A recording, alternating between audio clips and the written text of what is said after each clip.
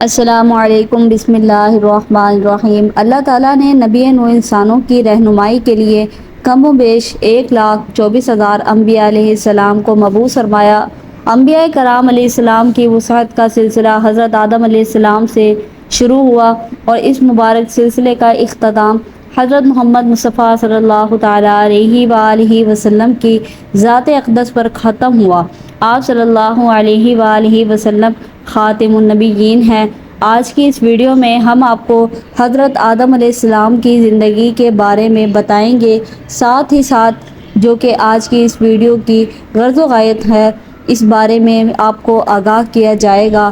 حضرت حوا علیہ السلام کتنی بار حاملہ ہوئیں اور کتنے بچے انہوں نے جنم دیے اور ان کی وفات کب ہوئی۔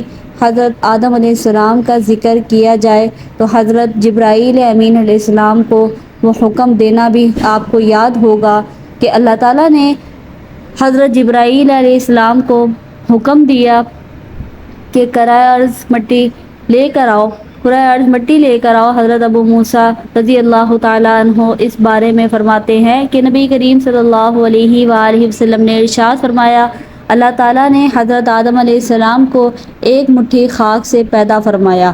یہ مٹی تمام روئے زمین سے حاصل کی گئی تھی۔ یہی وجہ ہے کہ حضرت آدم علیہ السلام کی نسل میں مختلف رنگ زبان کے لوگ پائے جاتے ہیں۔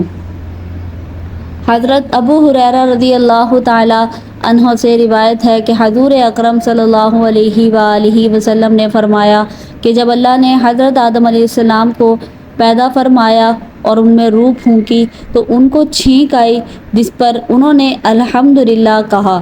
یوں سب سے پہلے ان کے منہ سے اللہ کی حمد نکلی، پھر اللہ تعالیٰ نے یرحمک اللہ فرمایا۔ اللہ تعالیٰ نے حضرت آدم علیہ السلام کو 4 عظیم شرف اور مرتبے عطا فرمائے، اپنے ہاتھ سے پیدا فرمایا، روح پھونکی، فرشتوں کو سجدہ کرنے کا حکم فرمایا، اشیاء کے ناموں کے علم سے سرفراز فرمایا۔ حضرت آدم علیہ السلام کی پیدائش کا واقعہ ہے۔ حضرت آدم علیہ السلام کی پیدائش کا ذکر تو ہم نے کر ہی دیا، اور حضرت آدم علیہ السلام اور حضرت حوا علیہ السلام کا جنت میں رہنا اس بارے میں بتاتے ہیں۔ یوں تو جنت میں تمام آسائشیں، نعمتیں موجود تھیں، لیکن اس کے باوجود حضرت آدم علیہ السلام تنہائی اور اجنبیت محسوس کرتے تھے۔ چنانچہ اللہ تعالیٰ نے ان کی تنہائی دور کرنے کا بندوبست فرماتے ہوئے حضرت حوا علیہ السلام کو پیدا فرمایا۔ محمد بن اسحاق حضرت ابن عباس رضی اللہ تعالیٰ عنہ سے روایت کرتے ہیں کہ حضرت حوا علیہ السلام کو حضرت آدم علیہ السلام کی بائیں طرف کی چھوٹی پسلی سے پیدا کیا جبکہ وہ سو رہے تھے۔ پھر اللہ تعالیٰ نے حضرت آدم علیہ السلام کو حکم فرمایا کہ وہ اور ان کی بیوی جنت میں سکونت فرمائے اور جہاں سے چاہیں بلا روک ٹوک کھاؤ، لیکن اس درخت کے پاس نہ جانا ورنہ ظالموں میں سے ہو جاؤ گے۔ حضرت آدم علیہ السلام اور حضرت اماں حوا علیہ السلام بڑے آرام اور سکون سے جنت میں رہنے لگے۔ روایت میں ہے کہ حضرت آدم علیہ السلام 100 سال جنت میں رہے۔ اس عرصے میں دونوں پر جنت کی کسی بھی حصے پر جانے پر پابندی نہ تھی سوائے شجرہ ممنوع کے۔ شیطان اب ان دونوں کا کھلا دشمن تھا اور اپنی سزا کا بدلہ لینے کے لیے بے قرار بھی تھا۔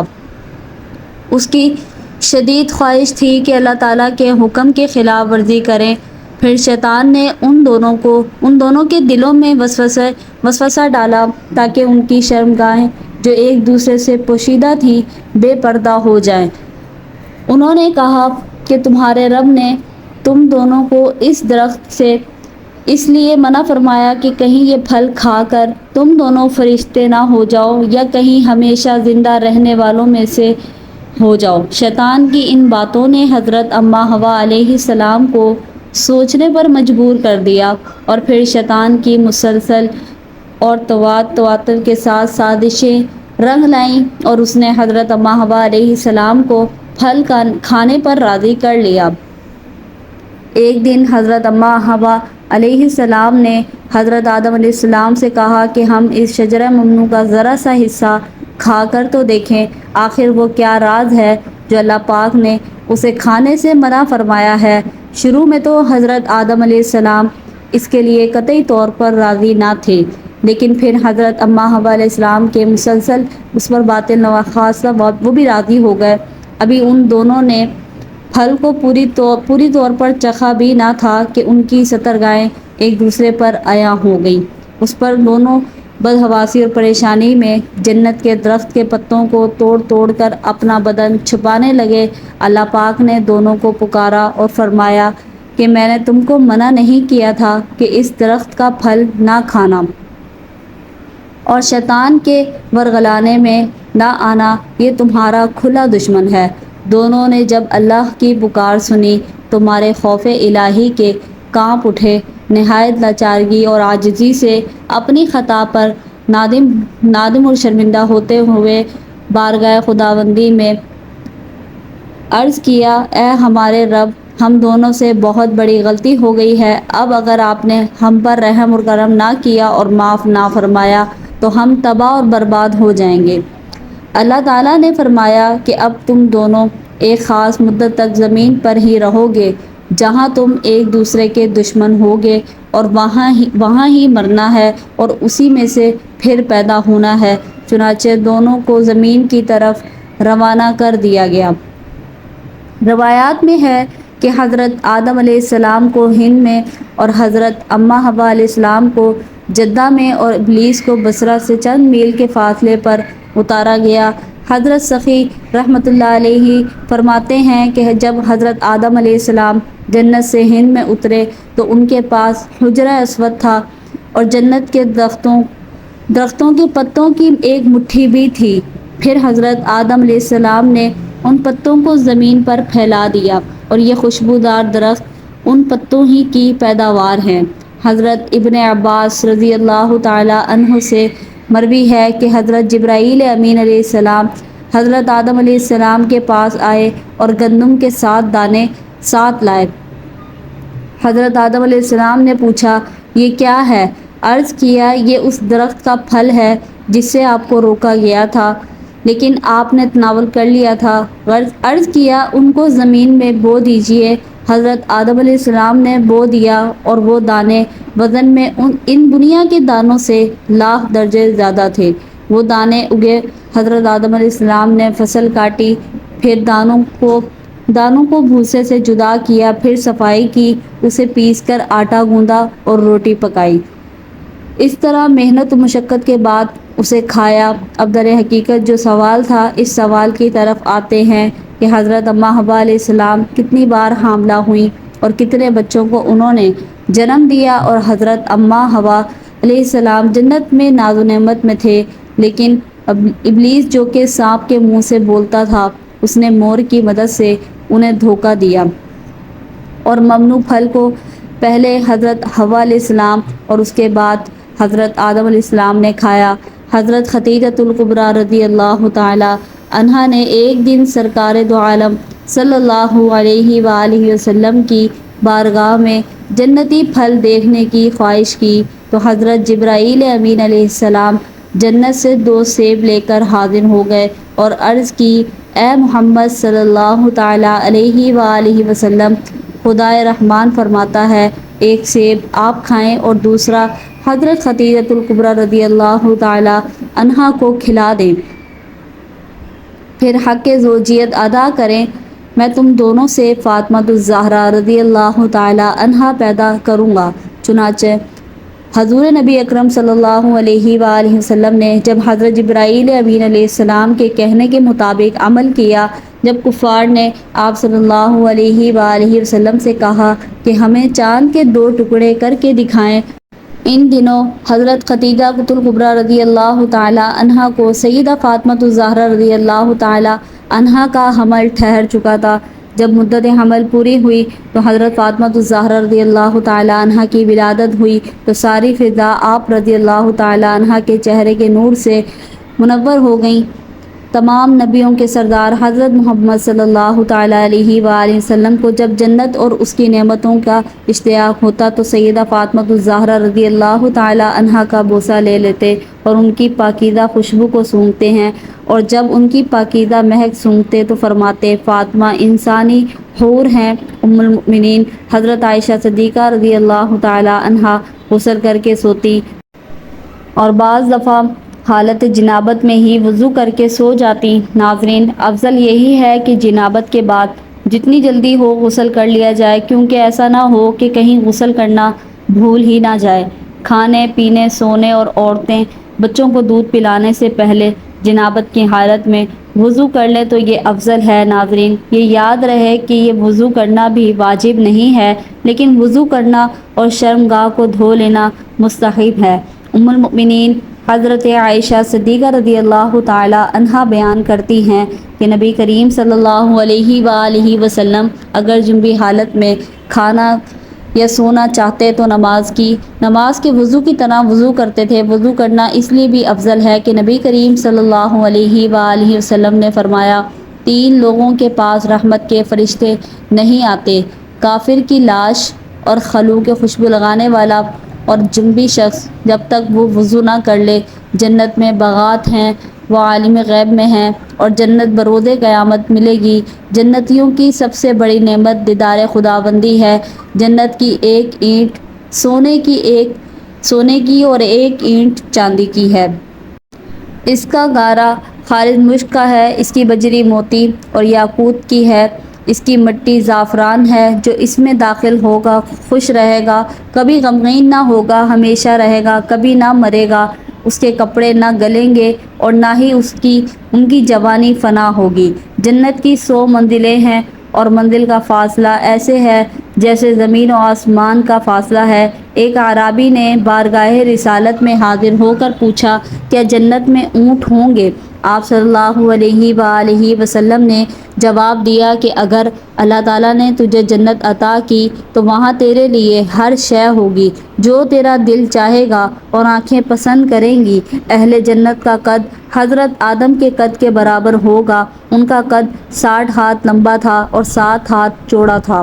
جنت میں ہمارا قد بھی 60 ہاتھ لمبا اور 7 ہاتھ چوڑا ہوگا انشاءاللہ۔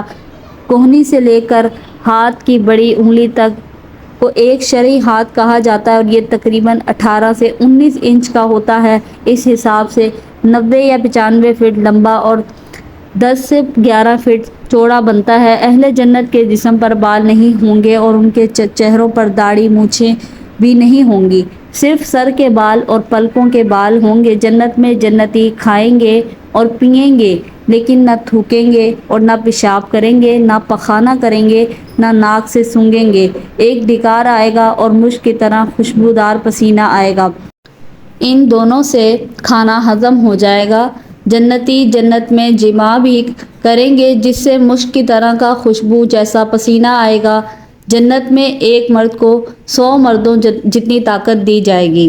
جنت میں جنتیوں کی عمر 30 سال ہوگی اور مزید کبھی نہیں بڑھے گی، اور یہ 30 سال ہیں۔ اگر انہیں سورج کے سالوں میں تبدیل کیا جائے تو 29 سال 1 ماہ اور 8 دن بنتی ہے۔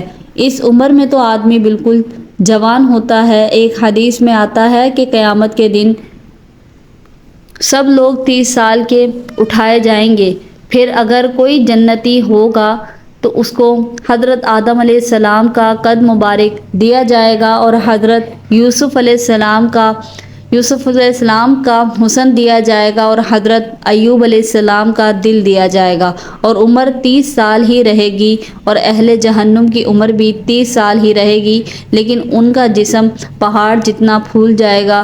جنت کا ایک دن دنیا کے 1000 سال کے برابر ہوگا، اور جب جنت میں رات ہوگی تو اندھیرا نہیں ہوگا بلکہ پردے گرا دیے جائیں گے، جس سے جنتیوں کو پتہ چل جائے گا کہ اب رات ہو گئی ہے۔ جنت میں سورج نہیں ہوگا بلکہ عرش سے ایک نور نکلے گا جس سے جنت میں روشنی ہوگی۔ جنت میں نیند نہیں ہے، جنت میں تھکاوٹیں نہیں ہیں۔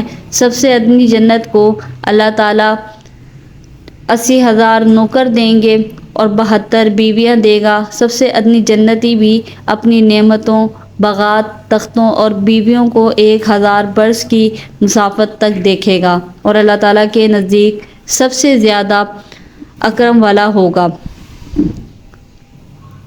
جو صبح اور شام اللہ کے چہرے کی طرف دیکھے گا۔ روایت میں ہے کہ جب تک آدم کا عقل سالم تھا اس نے یہ ممنوع پھل نہیں کھایا۔ اس کے بعد حضرت حوا علیہ السلام کو شراب پلائی اور پھر اسے اس درخت کے پاس لے گئی اور اسے ممنوع پھل کھانے کے لیے کہا۔ حضرت آدم علیہ السلام اور حضرت حوا علیہ السلام امر الہی کی مخالفت اور ممنوع پھل کو کھانے کے بعد جنت سے باہر نکالے گئے۔ مستحق سزا کے علاوہ حضرت حوا علیہ السلام کو اور اس کے بعد دوسری تمام عورتوں کو بہت سی سزائیں جیسا کہ ماہواری، حمل، زچگی کا درد دی گئیں۔ جنت سے نکالے جانے کے بعد حضرت آدم علیہ السلام ہندوستان میں اور حضرت حوا علیہ السلام جدہ میں اتری اور توبہ کے بعد عرفات کے مقام پر ایک دوسرے سے ملاقات کی۔ انہوں نے حج کے بعد اعمال کو بجا لایا اور حضرت حوا علیہ السلام کو پہلی بار ماہواری ہوئی۔ حضرت آدم علیہ السلام نے زمین پر اپنے پاؤں مارے اور آب زمزم جاری ہوا اور حضرت حوا علیہ السلام نے اس پانی سے غسل کیا۔ حضرت اماں حوا علیہ السلام کے بارے میں یہ بات آتی ہے کہ وہ 20 بار حاملہ ہوئیں اور 40 بچوں کو جنم دیا۔ حضرت اماں حوا علیہ السلام کی وفات حضرت آدم علیہ السلام کے 1 سال بعد ہوئی اور انہیں ان کے جوار میں سپرد خاک کیا گیا۔ حضرت اماں حوا علیہ السلام جدہ پر اتری اور وہیں پر مدفن ہوئیں۔ اللہ تعالی ہمیں نیک کاروں میں شامل فرمائے اور ہمارا خاتمہ ایمان پر فرمائے، آمین ثم آمین۔ ناظرین، کمنٹ باکس میں اللہ تعالیٰ کے 99 ناموں میں سے ایک نام ضرور ٹائپ کیجیے گا۔ اسلامی واقعات، اسلامک سٹوریز کے لیے ہمارے چینل کو سبسکرائب کر کے بیل نوٹیفیکیشن کو آل پر کر لیں۔ شکریہ مجھے سننے کا۔ اللہ حافظ۔